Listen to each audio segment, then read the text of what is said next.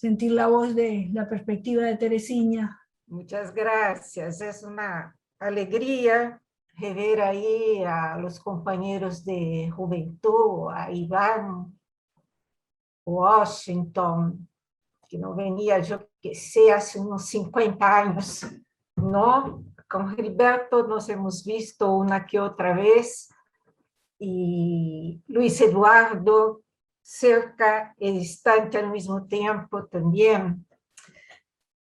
Después de oír a Iván y a Washington, me gustaría mi contribución a lo que fue mi experiencia en el secretariado, de los años 72 a 74, ¿no? Llegué ahí después de lo que pasó en Montevideo, porque llegué en Montevideo justo cuando hubo toda la represión en el secretariado, y también a los que se encontraban en Buenos Aires. Fue cuando enviaron a Andrés Alobán aquí en Brasil, ¿no?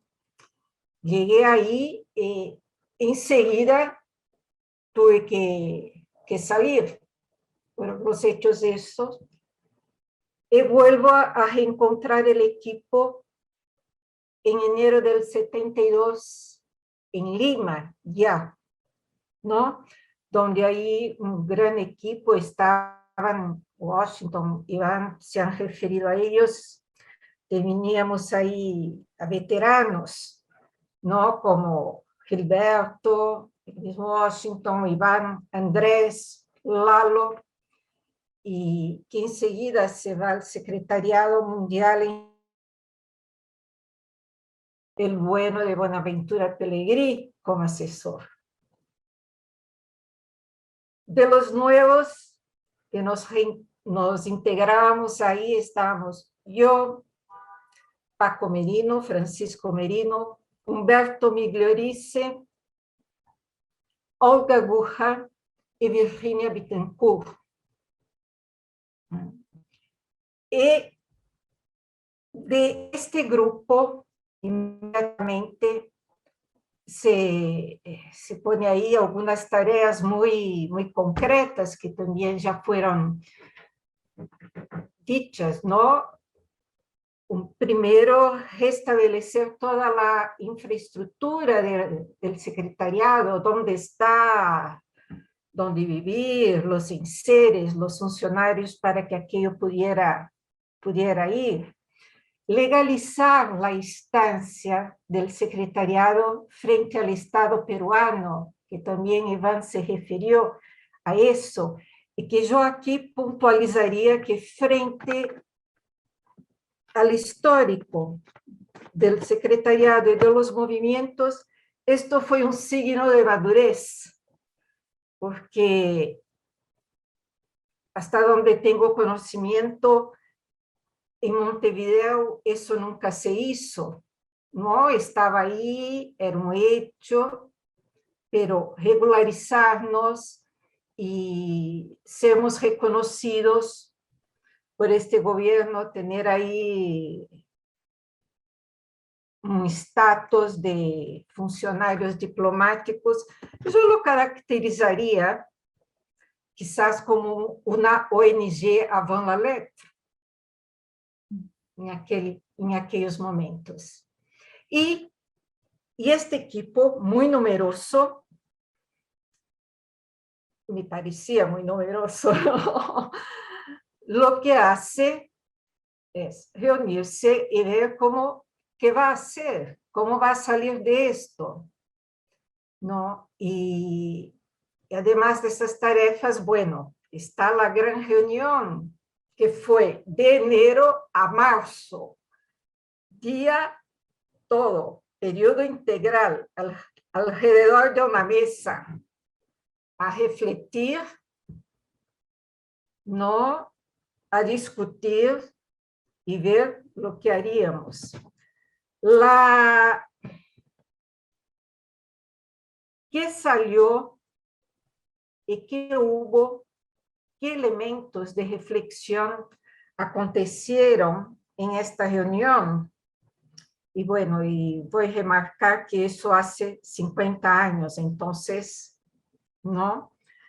Pero la discusión intensa lo hicimos en torno a dibujar lo que era la coyuntura política y económica del continente, estando ahí muy presente, ¿no?, el pensamiento desarrollado en aquel entonces por la gente de CEPAL, la teoría del desarrollo, del subdesarrollo, la presencia de varios tipos de gobierno. Nos teníamos en América Latina en aquel entonces dictaduras, nosotros teníamos gobiernos progresistas y democracias formales también, ¿no?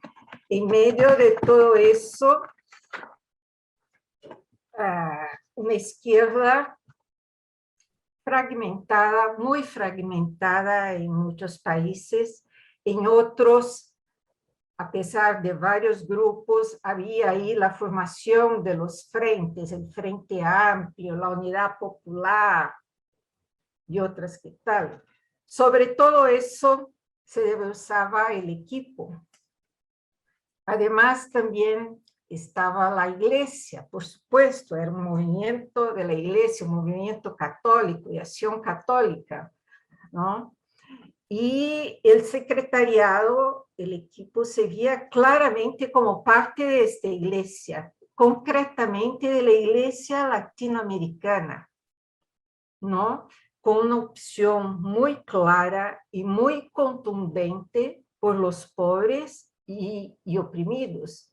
Éramos ahí herederos y vivíamos aún los resultados de la reunión de Buga en 67 y de la conferencia episcopal de Medellín en 68. Todos estos elementos los recogíamos y refletíamos a respecto de él, ¿no? Este fue un intento de reflexión sociológica, histórica, y un intento también de sistematización teológica de todo eso, ¿no? Viendo la iglesia como un espacio donde se vivía la fe, que era un instrumento de unidad, de evangelización, representante de Cristo, no la Eucaristía como su presencia formal, y más que todo un signo para el pueblo oprimido. En estos instantes, ahí Carlos Alberto y Iván se refirieron a los grupos de los curas que había, Golconda en Colombia, estaba Iglesia Solitaria, los curas de Tercer Mundo, y los obispos que apoyaban a todo esto, Cândido Padim, Paulo Evaristo Arns, los hermanos Loischeider, Eduardo Pironio, y yo recordaría hoy que se murió Paul, que también hace un año que se murió Pedro Casaldáliga, un grande luchador, ¿no? Bueno, y también veíamos ahí la iglesia como el sitio donde se revelaba la palabra, ¿no? Y el movimiento también como un local donde esta misma iglesia podía recoger elementos que no hacían parte de ella, el movimiento por su compromiso, por su inserción en la realidad de la sociedad, ¿no? en esto está lo que Carlos Alberto dijo de la revisión de vida, sus momentos y tal. Iván creo que hizo referencia a los momentos de su vida que reflejen un poco cómo veíamos el movimiento. Iván incluso llegó a redigir un documento que a mí hasta hoy me parece fantástico, que era la coyuntura del movimiento hoy, ¿no? Que recogía las reflexiones del equipo, pero iba além de ellas, y también lo que se pensaba, qué elementos había ahí. Teníamos la iniciación, donde los grupos refletían sobre su problemática personal, sobre la cuestión del movimiento estudiantil, ¿no? Donde se descubría el Evangelio y la reinterpretación de la fe centrados en aquella contradicción de liberación versus opresión, ¿no? Y la descubierta de un Cristo que venía a la tierra para hacer de los hombres sujetos de su historia. Esto ahí que identificábamos en este momento, y habría que decir que los momentos, y aquí lo estoy diciendo de manera muy esquemática, ¿no? Acontecían simultáneamente dentro de los movimientos. Tú tenías grupos que estaban en una etapa de iniciación, otros de concientización, otros más allá, muy politizados, y había también países donde los movimientos estaban más bien parejos. Los movimientos no, los grupos de base, ¿no? En la concientización, lo importante era la acción. La acción era la centralidad de todo. Era el planteamiento de qué se iba a hacer, ahí en un nivel grupal, ¿no? Carlos Alberto se refirió mucho en eso ahí en los... Pero la acción, lo que se iba a hacer, qué medios se iba a utilizar, cómo se reavaliaba eso después, ¿no? Y con una problemática dominante del movimiento estudiantil. Los análisis más bien simplistas según los grupos, ¿no? Y una reflexión de la fe muy justificadora de aquellas acciones, ¿no? Poquísima reflexión sobre la pedagogía, pero aparecía muy fuerte las tensiones entre el compromiso y la fe, ¿no? Y ahí yo me acuerdo que había discusiones homéricas sobre la cuestión de la fe implícita y de la fe explícita. Horas y horas, creo que todos se recordarán de eso. Un otro momento fue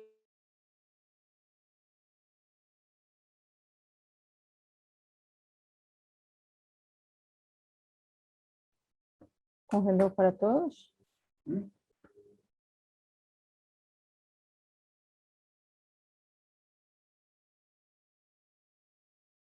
donde los grupos se volcaban hacia la acción, ¿no? Y donde había una crítica muy fuerte a todo tipo de opresión, ¿no? A la opresión de la sociedad capitalista, opresión de la fe, de las concepciones religiosas, y una demanda muy grande para que el movimiento fuera en busca de elementos de análisis de esto, de elementos de marxismo, ¿no? Y lo lógico, la confrontación entre el marxismo y el cristianismo, ¿no? Los militantes ahí un poco se quedaban perdidos, no sabían por dónde entraban la fe, ¿no? Pasaban muchos, la mayoría, como consecuencia de esta pedagogía y de la vida que estaban teniendo en los movimientos, a ser parte de organizaciones de izquierda, mayormente, ¿no? Donde ellos ahí sí identificaban ellos o nosotros, ¿no? Identificaban elementos así muy claros de análisis científica, de política, clareza ideológica, ¿no? En el 71, creo que algunos ya lo citó por ahí, esta problemática en el movimiento era tan fuerte que fue motivo de la sesión mundial con la ponencia de Blanquart, creo, Paul Blanquart, sí, ¿no? Y en esta cuestión de esta crisis de identidad, de esta politización, muchos dejaban el movimiento, perdían la fe. Otros seguían porque el movimiento tenía aquello que ya se referían, ¿no? Era un grupo de vivencia, de amistad, de relaciones muy fuerte, ¿no? De solidaridad, de identidad también con las personas. Seguían ahí en movimiento por eso, o quizás porque no habían perdido de toda la fe, ¿no? Y el movimiento como un todo estaba presente ahí en diferentes frentes, en la jerarquía eclesiástica, en el interior de la izquierda, ¿no? El pluralismo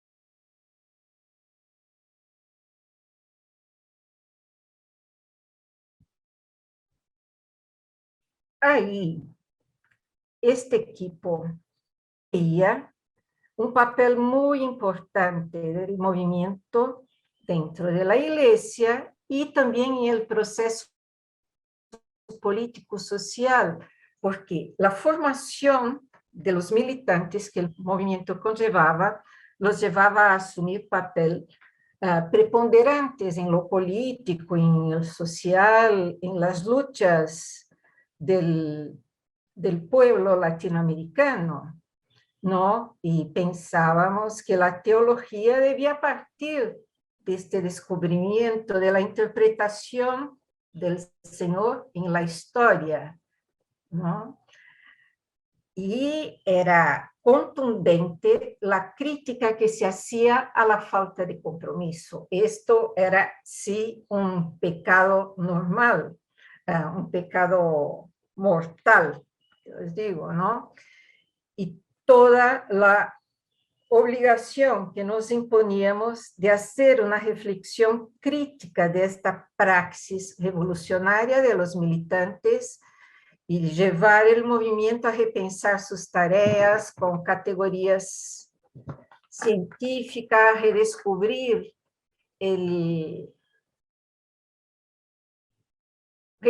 sus tareas al interior de los movimientos sociales y también de la iglesia. Vale decir que ahí, así en el interior del equipo, ¿no? Habían varias dimensiones, muchas cosas que acontecían a la vez, ¿no? Pero que era como nos veíamos, pienso, o por lo menos yo veía. No voy a hablar por los demás compañeros, que era claramente un grupo a servicio del movimiento y de la iglesia latinoamericana, ¿no? y también no dejaba de ser una comunidad, una asamblea de fe que celebraba esta fe litúrgicamente, ¿no? Vale decir que en ese entonces, algunos compañeros ya se refirieron a eso, pienso que Carmen también irá a referirse, pasamos, yo lo interpreto así, de una visión eurocéntrica de la Iglesia para una visión latinoamericana, a que tanto contribuyó y sigue contribuyendo don Gustavo. Aliás, don Gustavo se pasaba muchas veces mañanas o tardes enteras discutiendo con el equipo la sistematización, sus ideas, su elaboración. Y esto era de una riqueza inmensa, inmensa, todos, ¿no? Y bueno, este equipo se puso ahí una serie de criterios para salir a hacer un trabajo de base, como ya se refirió Washington, ¿no? Además de estudiar la realidad de aquel país, del movimiento y tal, ¿no? Nos poníamos en la obligación de aportar a todos, principalmente a los militantes que ubicábamos como más engajados, más envolvidos, elementos de reflexión política y teológica para que pudieran llevar todo el movimiento nacional a avanzar, ¿no? Y pudieran continuar el trabajo después que terminara la visita de la gente del secretariado. Se hacían muchos contactos con los movimientos hermanos, ROC, MOAC, HAC, HIC, con la jerarquía, donde la realidad permitía también contacto con los grupos políticos, ¿no? Yo me acuerdo que en ese entonces fueron visitados Ecuador, Colombia, Venezuela, República Dominicana, Haití, Panamá, los demás países de América Central y también México. Un otro momento marcante de la vida de este equipo, ahí entre el 72 y el 74, fue el Comité Latino Americano del 72, que aconteció en Lima, Ñaña, la casa de Ñaña. Es que estos nombres me suenan muy, muy curiosos, ¿no? Y al cual hubo una preparación intensa, recorriendo tanto los elementos de las visitas a los movimientos internacionales, a los movimientos nacionales que habíamos hecho, como de estudio de este equipo, ¿no? Muchas reuniones con don Gustavo, y de ahí también estuvieron en la casa del equipo durante muchos días discutiendo, trabajando con nosotros, Metol Ferré, Héctor Borrat, Hernán Vergara y otros, seguramente que ahora no me acuerdo, ¿no? El temario del comité retomó de una cierta manera las cuestiones que habían refletido el equipo en la reunión, en la gran reunión del enero hasta marzo, ¿no?